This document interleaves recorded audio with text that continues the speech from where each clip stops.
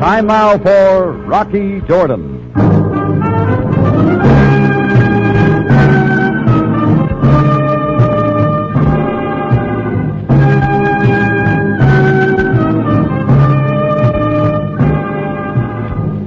Not far from the Mosque Sultan Hassan in Cairo stands the Café Tambourine, run by Rocky Jordan.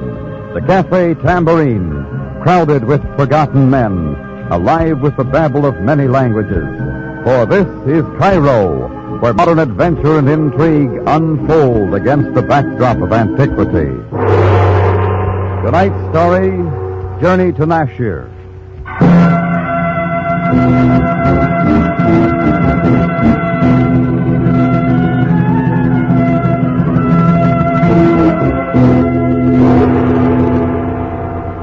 A lot of people around Cairo disapprove of a place like my Café Tambourine. It's their privilege. But with the European residents, the perspiring tourists, and the usual element that drifts down the delta from the waterfronts, the place manages to stay busy. Me, I just try to satisfy the customers and keep my nose out of trouble. But then you never know. Anyhow, it was strictly business the hot afternoon I went down to the Laredo Company on Sharia Akin. They were Spanish importers and wholesalers of bottled goods. Kind of new to Cairo. My stock at the Tambourine was getting low, and one of their brassy salesmen had been beating his chops daily for my trade, so I decided to give him a whirl. Mr. Laredo himself took me in tow. He was a smooth-talking, well-dressed man with olive skin, a wax mustache, and a high-powered spiel. Our line is absolutely complete, Senor Jordan. We can give you prices no one in Cairo can duplicate. Yeah, sure. Careful merchandising, Senor. There is a secret. A small profit, but a fast turnover. That is our motto. Remember, That sounds good. 100 case lots, and you cash in on our discount plan. The customer makes the money at Laredo. That is our motto. Well, that's all very fine, Mr. Service Laredo. that is outstanding. From the manufacturer to you with guaranteed liberal credit. At Laredo's, you put more opportunity in your future. That's your motto. Exactly, Senor Jordan. And now, if you will permit me to show you... that is for me. The telephone, possibly. If you will... Take your time. Just have a chair. Excuse me, senor. I will be right back.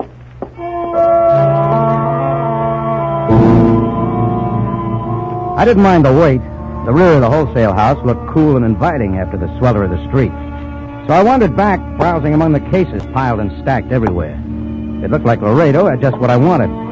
I strolled around through the narrow aisles, letting my eyes become accustomed to the shadows, and I suddenly made out a stack of cases that loomed up like a long-lost friend.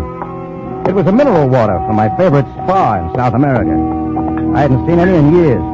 I pulled a bottle out, found a nail to get it open, and proceeded to sample it. Just as I raised the bottle to my lips, Laredo showed, and he came charging down the aisle like a bull seeing red. Senor Jordan! No. That is not for sale, senor. Do not drink it.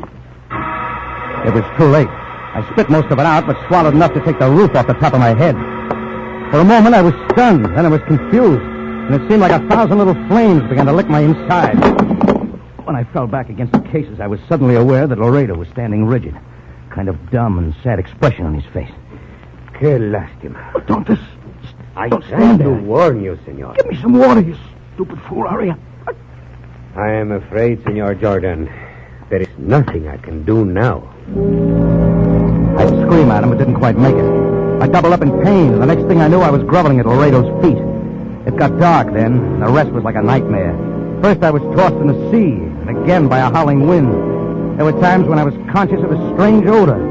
It was overpowering and hung like a dead weight. Then the sea and the wind and the odor got all mixed up, spinning me off into nowhere.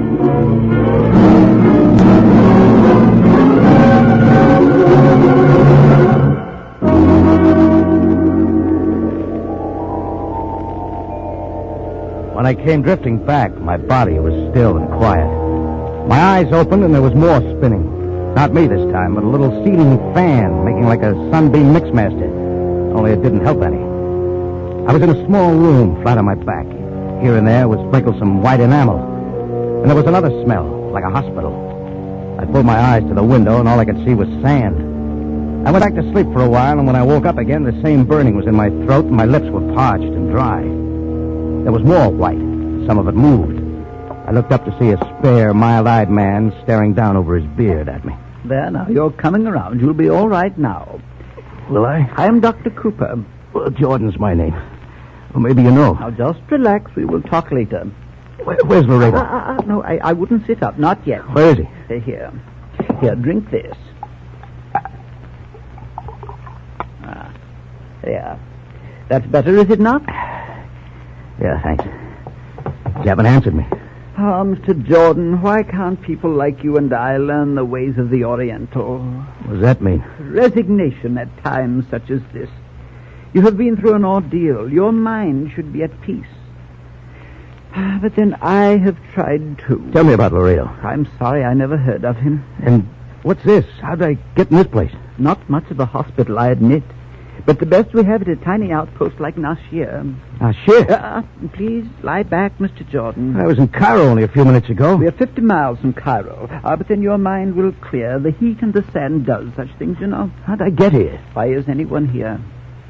I was a good doctor till a slip of the scalpel, and then... That's all very interesting. Now, what about me? A camel driver named Pandit brought you in 18 hours ago. Where is he? He's outside, but there is no ferry. I want to see that guy. Get him in here. Very well, if you insist. Pandit, you may come in. You feeling better, yes, sir? I haven't made up my mind yet. You are indebted to Pandit. He found you in the desert. Yes, sir. Half covered by the sand. Your pockets were empty. Nothing to tell who you are. I don't get it. Very strange, sir. Beyond where I found you, there is not water for many kilometers. A few more hours and you would have died. Yeah. Doc, was I poisoned or what? Poisoned? That's very doubtful. You must have wandered about without eating for days. Oh, you're all wrong. Oh, you were dry as a bone. A stomach pump couldn't have been more thorough. Well, maybe I am losing my mind. What do you make of it, Doc? I'm only a doctor, Mr. Jordan. Problems beyond that are only confusing. Perhaps that's why I'm out here, at such a place. It was only a small mistake. Listen, I was in a wholesale house in Cairo. I sampled some mineral water, and the next thing I know, I've been dehydrated and left in the desert to die. Very strange, sir. What went on in between? You're tired. You need rest. It wasn't mineral water, that's a cinch. I wouldn't know. That's what gets me. If they left me out here to die, why did they take such pains to make sure no trace of that firewater was inside of me? Very strange, sir. Yes, strange. So many things about you, Mr. Jordan. Yeah, what else? How is it that you have never had your tonsils out? I talked the doc out of a tonsillectomy and talked Pandit into loading me on a camel and getting me to the road along the Nile that led back to Cairo. And by one way or another, I was finally back in the city late that night and unlocking the door to my tambourine. I made it up to my quarters and fell across the bed and was asleep without undressing. Next I knew, it was morning. I was awakened by somebody moving around below, so I went down. It was Chris, my bartender. Rocky, you old son of a gun. Hi, Chris. Thanks for opening up. Where you been? We've been looking all over for you. You can relax. Hey, you know, Rocky, you look bad. Everything all right? Oh, just a little dehydrated. I made up some coffee. Oh, that'll help. Thanks. Last I knew, you went over to the Laredo Company. What happened after that? Mr. Laredo can tell you better than I can. We called there last night, but no answer. I don't get it, Rocky. I'll tell you about it. Sure. And here's some canned milk. No, I think I'll take it black. Captain Sabaya's been looking for you, Rocky. Yeah, what about? Well, I guess we were all trying to find you, only he came back 2 or 3 times last night. Seemed kind of sore. You can wait. Think you can keep things going here for a while, Chris? Sure. You go ahead and rest. Yeah, not till I see Laredo. Hey, gee, Rock, you're in no condition to go anyplace. Start worrying about Laredo. He's going to need it.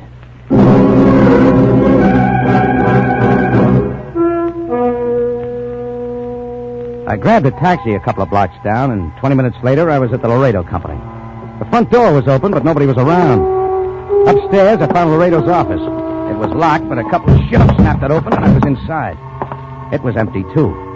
So I tried the next best thing and started rifling through the papers on top of the desk. There were some names on an appointment pad. I was looking them over when footsteps behind wheeled me around. A girl was standing in the doorway. She was dark and pretty and frightened. I couldn't tell if she was more scared of me or the gun she was holding. If you're looking for money, you will not find it there. I'll trade it for something else, lady. What do you want? Laredo? He's not here. Stay where you are. Sure I will. No! Oh. His gun isn't even loaded. I know. Okay. Anything but that. Now, come on, take it easy. Here, sit down. Nobody's going to hurt you. Please, Mr. Jordan. Buy some from some other wholesaler. Forget about us. What are you getting at? Do not ask questions. For my sake. All I want from here is Laredo. He left on the evening train for Algiers. When's he coming back? I am unable to say. It is a business trip. That is all I know. Just how do you tie in with this layout? I am Rosa Sorno, Mr. Laredo's assistant. But you don't know why he went to Algiers or when he'll be back. Oh, from now on, Rosa, let's make sense.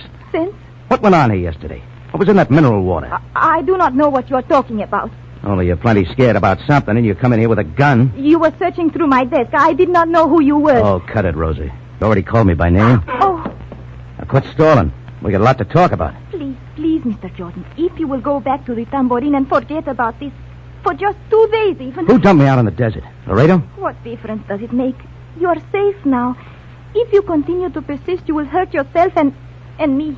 Look, I'm no good at riddles. If you would trust me, Mr. Jordan, come back 2 days from now. I will tell you anything you want to know. 2 days. Why not now? It's only that... Will you not help me? It's got to be the other way around. Oh, but you do not understand. You do not know what it is like. Please go away. No, not till you and I have a look. Come along, Rosa. I took her with me downstairs and into the back. Just as I expected, every case of the mineral water was gone. Rosa wouldn't tell me why or anything else. Well, I couldn't see myself dragging a pretty girl with me around the streets of Cairo, so I left her there, standing alone in the big warehouse like a frightened puppy. It wasn't an act either. She was scared to death. When I got out to the street, the first thing I saw was a familiar black limousine at the curb. A committee of one stepped out to meet me. Captain Sam Sabaya, Cairo Police. So, Jordan, you have not disappeared after all. Look, you sound disappointed, Sam. Disappointed? On the contrary. What are you doing here this morning? Oh, they sell stuff I can use. Jordan, I have had little sleep. We will dispense with your evasion. Wait a minute, Sam. Being in your missing persons file wasn't my idea. I'm just as sorry as you are. Your bartender, Chris, informed me of your disappearance early yesterday. But since then, my interest has become much more complicated. Okay, one more complication won't make any difference. When did you last see Laredo? 2 days ago, when I came here to see about some liquor. And where have you been since that time? Sam, if you just drive me back to the Tambourine, I'll dump the whole thing right in your lap. Get in, Jordan. To headquarters, Ali. Hey, I said the Tambourine, sir.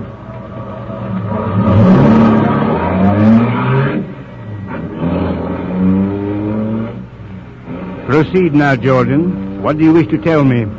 Well, like I told you, I went to see Laredo about some liquor. I sampled some mineral water there. Only it wasn't mineral water. Before Laredo could stop me, I drank some of it. The water knocked you out? Oh, don't bother to turn around. The stuff's gone now. All 100 cases. Naturally. Proceed, Jordan. The next thing I knew, I woke up yesterday afternoon in a hospital in Nashir with an empty stomach and a lot of sunburn. A camel driver picked me up out of the desert.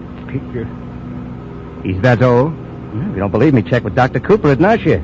I intend to. While you're about it, you might talk to... Rosa Sarno? I've talked with her at great length. She tell you Laredo left for Algiers? She did. Jordan, is it possible you are trying to protect her?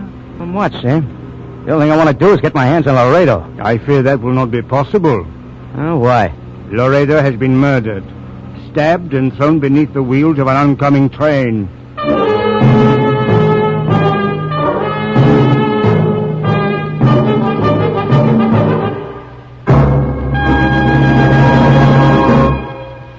You are listening to Journey to Nashir, today's adventure with Rocky Jordan. Lux leaves you laughing. Yes, America's favorite dramatic show, Lux Radio Theater, bows off the air for the summer with one of Screenland's funniest comedies. Cary Grant and Betsy Drake re-tickle America with their original roles in Every Girl Should Be Married. Don't miss this fine screen comedy adapted for radio. You have a date with fun this Monday, tomorrow night at 6 over CBS. Because that's the night Lux leaves you laughing.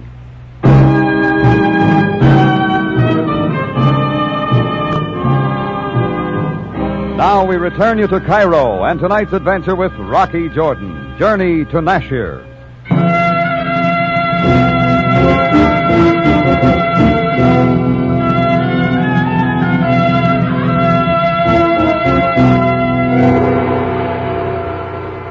Well, down at headquarters, I repeated my story to Sabaya while he looked at me like a kid that had just robbed a jam shelf. I couldn't tell whom he suspected most for Laredo's death, me or Rosa Sorno. There was nothing to hold me on, so Sam was off to check my alibi with a hospital up in Nashir, and I went on back to the Tambourine. I drew a cold beer and sat down in my office with Chris and brought him up to date. Chris has the knack of being a good listener. Sure sounds crazy, Rock. Yeah. With a yarn like that, Sabaya wonders where I fit into Laredo's killing. What about the girl, Rose? Sorno? Yeah. Well, I got a hunch she's all right. But she's tied in somehow, and she's plenty scared. Well, 100 cases of mineral water don't disappear into thin air. They were careful enough not to leave any trace of it, not even in my stomach, before they dumped me in the desert. Now, Chris, we'd be wasting our time. Yeah, it's a cinch whoever got you knocked out took care of Laredo. Maybe. Funny thing, just before I passed out, Yeah, Rock? there was a strange odor. I almost smell it now. All I can smell is Cairo. Somehow reminds me when I was a kid. Perfume, maybe. No. I don't know. What now, Rocky? Maybe by now Rosa's ready to talk. Boy, you sure ask for it, don't you? By this time, I could have found my way to the Laredo Company in my sleep. But there was an answer there, and I had to find it. The place was as empty as ever downstairs, so I started for the office. As I walked up the steps, Rosa was talking to a guy standing in the doorway. He was big, like an ex-wrestler, and his face was red. When they saw me, they suddenly stopped. There was an awkward silence. I broke it. Don't let me interrupt. Mr. Jordan, this is Nick Connollis. Nice knowing you. Why? Nick, please. Goodbye, Rosa. When it ain't so crowded, we'll talk some more. Well, looks like I walked in at the wrong time. I told you not to come here. Friendly guy, Nick. Your boyfriend? Why, no. He used to work here. He thinks we owe him back pay, that is all. Sure. Rocky, if you would only leave me alone. Wait a minute. Smell something in here again. It's Platine, if that interests you. No, not the perfume. Something else. Just trying to connect it up. Oh, please, I do not understand. Maybe with Nick Connollis. Couldn't be Laredo now, could it, Rosa? Rocky, can you not forget what happened? You are no longer involved in... Sam Sabaya doesn't think so. It is me he suspects. Should he? No, Rocky, I swear to you. But you are making it worse. Why? Make it clear, Rosa. Or has it occurred to you that maybe I'm trying to help you? Then just go back to your cafe. I will call you 2 days from now and tell you everything, I promise. What are you doing? This list of names in the appointment book. They all show up today? Yes. They are only customers. Well, I'll take them along anyway. Very well, take them, but please go. You know, you're not playing it very smart. Get out! Why not talk a little, Rosa? Save us both some trouble. Okay. See you later. Rocky! Yeah? Nothing. How do you like a woman who pleads at you with her eyes and tells you to get out? That wasn't all I couldn't figure out about her. All that trip had gotten me was a list of 6 names. There was an outside chance one of them would help me to the answer. So I started at the top. Antonio Giovanni, 4110 Sharia Ben Ahmed. It turned out he had a combination liquor and cheese shop. He swatted flies like an old hand. Maledetti questi moschi. What do you want, mister? It's about a Mr. Laredo of the Laredo Company. You know anything about him? No, anything about it. Sure, I wasn't there today. All the liquor I wanted. It flies. Yeah, I know. This is the first time you've been there? What are you, checking up on my credit? Tell him to send me a bill at the end of the month. All right, listen, forget about the liquor. Okay, so I cancel the order. Now get out and take the flies with you. Well, I scratched off the top name and went for the next. The name Aben Woodit that led to a sort of tourist catch-all counter in the Musky Bazaar. It was presided over by a real pleasant old lady with her veil down. Busemwala Effendi. Sell me some information, lady. Inglesi. Mita El Caib, yes? Yeah, sure. Look, it's about a Mr. Laredo. What's he selling you? Laredo? Assalamu alaikum, yes? Oh, I can tell we see eye to eye. Yes. Andi Dukan? Andi Nibi? Inta Pahimni, yes? After some more delightful conversation like that, I got out of the bazaar real quick. Found a street that might turn up a taxi, and just as I stepped to the curb, I felt hot wind on the back of my neck. And it wasn't from the desert. The way he jabbed the gun between my shoulder blades, I knew he meant business. Move toward the alley, Jordan. Oh, I like it better here, Canolas. Move. Well, if you put it like that. Not so fast. Do me a favor. Shut up. Sure, if that makes you happy. Talk. I never knew a man who talks so much. You even talk in your sleep. Yeah? You make me weary with talk. What do I say in my sleep, Nick? Just talk. Okay, Jordan. We stop here. You cut the cards. Shut up. Keep looking at the wall. With your hands up. Hey, my wallet's not in that pocket. Talk. Why don't you try the inside pocket? That's my idea. He stuck his hand into my inside coat pocket, and I swung around, caught him with the left of the head. I had to stay in close, but he wouldn't fight, only wrestle. He got a headlock and slammed me against the building. It got hazy, but I stayed inside his gun till all at once it came down on the back of my head. I hit the dirt for the 3 count. When I came up, Canolas was gone. I reached into my pocket for the list of names I'd taken from Laredo's office. All I came up with was a broken fountain pen. Now, that meant Canolas had plenty to do with this deal, and maybe Rosa Sorno, too. All I could remember was the scared look in her eyes. From the looks of things, I was the Laredo Company's best customer, because I went back there for the 3rd time that day. And this time, there was nobody there, not even Rosa. In the office was that same odor again, stronger than ever. In an ashtray by the window, I found it. A half-smoked dark brown cigarette. At that second, the door opened. You are making things difficult, Jordan. Oh, I'm just trying to help, Sam. Come on in. Indeed, I will. Where is the girl? She's not here. I got something else. Now, what has that to do with... Look at it. A cubeb. Ever smoked one when you were a kid? Jordan, you are taxing my patience. Sam, whoever hauled me off in the desert is an asthmatic. They smoke these sometimes. Jordan, Look, the smell. It followed me all the way out to the desert. Jordan, there are millions of asthmatics. So how will it help us? Might narrow down the field, Sam. Jordan, the field is immense. Laredo, I discover, has more enemies than we can count. He spent time in a Cuban prison for smuggling drugs. He hid in your country, Carlsbad, New Mexico, for 2 years to escape the Johannesburg authorities. What for? Drugs again. In many other cities, Santiago, Chile, for example, there are records of him. Sam, how about playing ball with me? I want Rosa Sarno. Leave the building, then come back and meet me downstairs in an hour. Are you presuming to tell me... I want someone to think we've left and the coast is clear. Who, Jordan? Oh, it's just a hunch. Give me a break. Very well. But after this, if the girl is not found, you will be held responsible. In 1 hour. Sam left, and I waited in the office a few minutes, then pretended to leave, too. Only I backtracked and slipped into the warehouse. I began to move slowly through the aisle. I heard someone enter the warehouse from the back.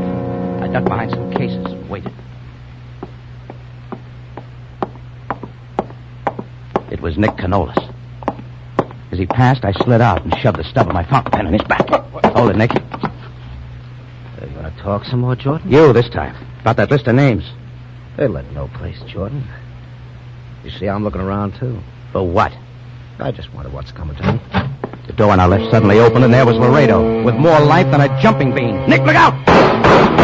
Laredo fired 3 shots, and they all found their mark. The first creased my shoulder, the other 2 lodged in Nick, and he crumbled at my feet. Yeah, he got what was coming, but sooner than he expected. Laredo held his gun on me, and I waited. You do not seem surprised to see me, Senor Jordan. Should I?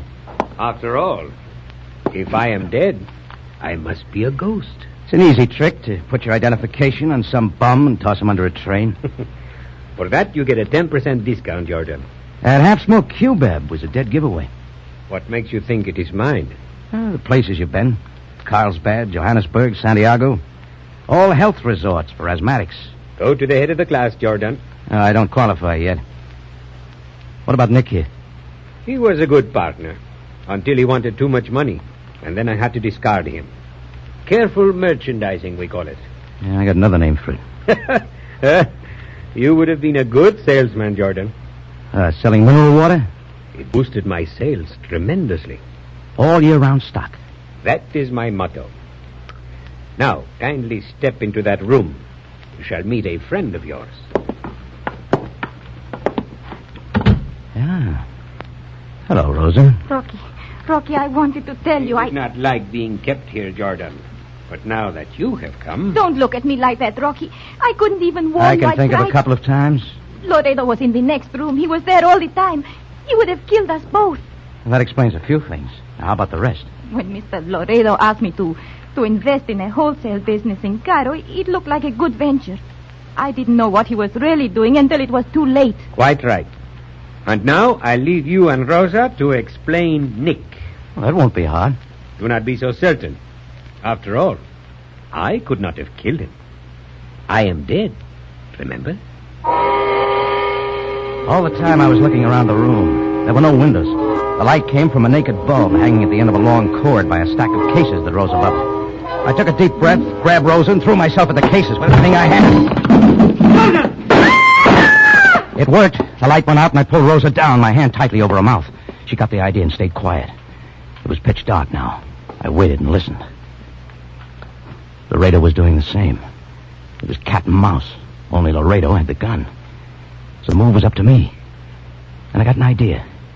There was a lot of dust in the air from the overturned cases and a lot more on the floor. I began to blow it into the air, slowly and methodically. In a few minutes, it began to play havoc with Laredo's asthma. I moved quickly and quietly. I knew where he was now. A couple of more steps, and then I dove! I landed right on top of him. We rolled over and over, and then I lost him again. All of a sudden, a light flashed across the room from the open door. Ricky, he's getting away! Keep back, Rosa! Someone was blasting away in the next room. All of a sudden, it got quiet. Rosa and I waited to be sure it was safe, and I got her to her feet, and we hurried out into the warehouse. It was Sabaya. He was standing over Laredo with a puzzled look on his face. He gave me no choice. He started to shoot as soon as he saw me. Well, I'll bring you up to date, Sam. Over there, Nick Canolis. At your feet, Laredo. Laredo? Is he right, Miss Turner? Yes, but I... You see, Sam, Laredo had a sweet racket. Even Rosa didn't know the score till it was too late. The score, Jordan? Dissolving illicit drugs and sneaking them into the country as mineral water. I don't know just how it worked. If you evaporate the contents of the bottle, the drugs remain at the bottom. Oh. Well, that should teach you, Jordan, not to sample everything you wish to buy. Oh, on the contrary, Sam. It's a must. Careful merchandising. That is my motto.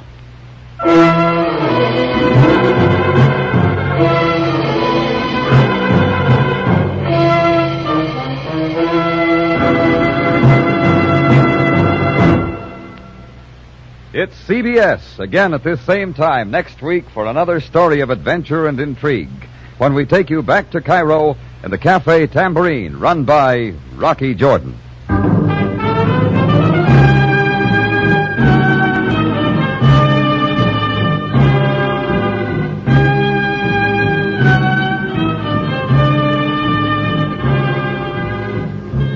Rocky Jordan, starring Jack Moyles in the title role, is produced and directed by Cliff Howell, with original music by Richard Arant. Tonight's story was by Bernard Gerard, edited by Larry Roman and Gomer Cool. This is Larry Thor speaking.